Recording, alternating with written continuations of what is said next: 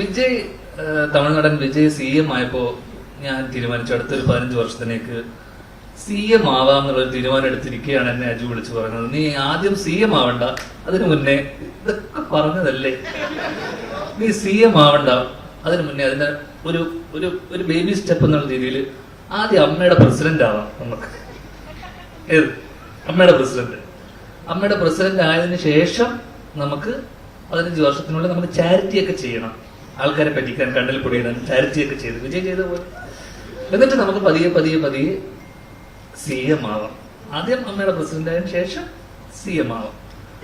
Australia ഇരിക്കുന്നു, അപ്പൊ നാട്ടിൽ ഇങ്ങനത്തെ വാർത്തകൾ വരുന്നു, ഞാൻ അമ്മയുടെ ഇതിലേക്ക് വരുന്നു എന്നൊക്കെ. അങ്ങനെ ഇടക്ക് കുറച്ച് പേരിന്, കുറെ അമ്മമാരും അതിനിടയിലുള്ള അവിടുത്തെ കുറെ ആൾക്കാരൊക്കെ എന്നെ വിളിച്ച് അജു പറഞ്ഞതിന്റെ അജുവിന്റെ ഫോർ ഗ്രൂപ്പുകാരൊക്കെ ചേർന്ന് എന്നെ പ്രസിഡന്റ് ആക്കാനുള്ള വലിയൊരു പോരാട്ടം നടക്കുന്നതിനിടയിൽ ഞാൻ അയർലൻഡിൽ അടുത്ത ലാലേട്ടൻ്റെ ഒരു ഷോവിന് വേണ്ടി നിൽക്കുമ്പോൾ ഞാൻ പിന്നീട് കാണുന്ന വാർത്ത, ഞാൻ ഓൾറെഡി പ്രസിഡന്റ് ആവാൻ സന്നദ്ധത കാണിച്ചു എന്നൊക്കെ പറഞ്ഞുകൊണ്ടുള്ള വാർത്തകൾ വരുന്നു.